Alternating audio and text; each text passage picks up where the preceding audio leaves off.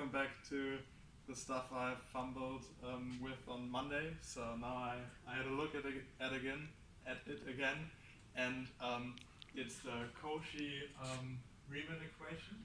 So Cauchy was a French mathematician, Riemann was German, and the equations say that if you have a function of a complex number, that's like a complex number, that consists of a part u of x and y plus the imaginary part of the function v of x and y.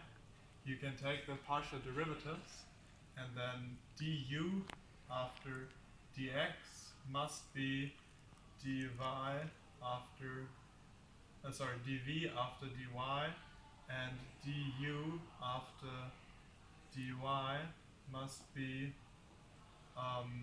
dv after dx with a negative sign. So this is really important.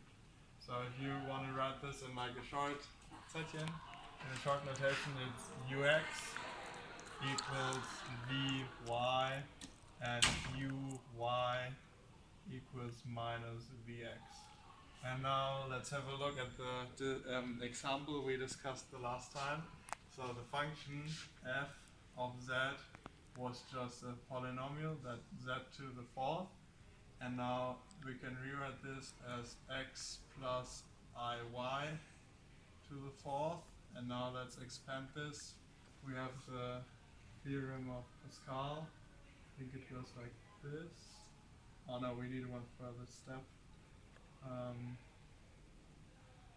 Yeah, you actually only need to do half because it's symmetric. So yeah, let's do, maybe it's already this one.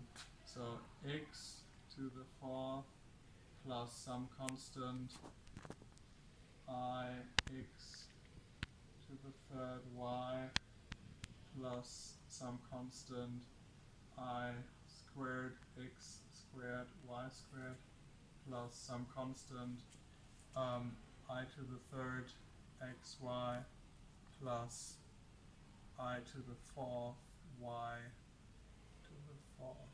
Sorry. So this is 1, 2, 3, 4. 1, 2, 3, 4, 5. Yeah, let me need this one. So 1, 4, 6,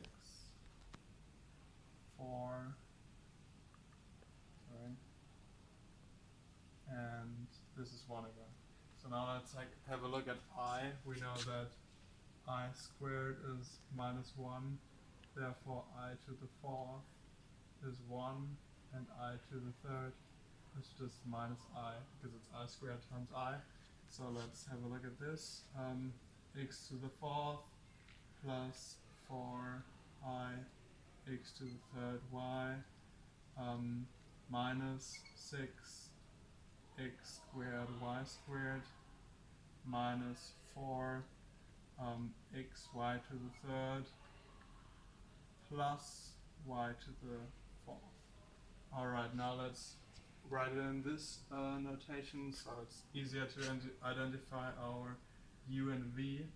It's x to the fourth minus 6x squared y squared plus y to the fourth plus I times 4x to the third y minus 4x y to the third.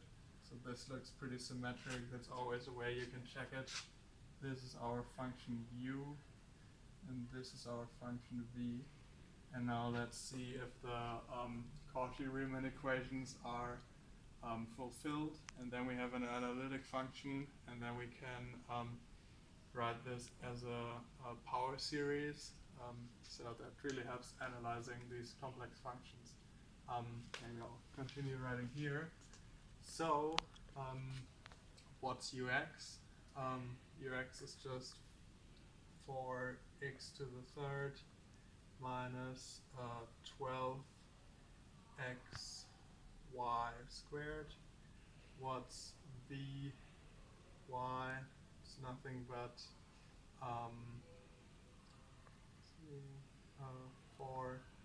x to the third minus 12xy squared. So you can see these are actually the same. And now let's see if the other equation also holds. So now we're checking this.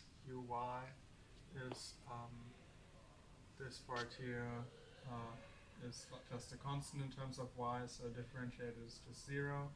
This is minus 12 x squared times y, and this is just 4 x to the third, and now we check Vx. So Vx is 12x squared y minus 4y to the third, and as you can see, Vx equals minus uy. Therefore, we have the Cauchy Riemann Equations. This is an analytic function, and yeah, that's helpful for you, hopefully. So, have a nice life.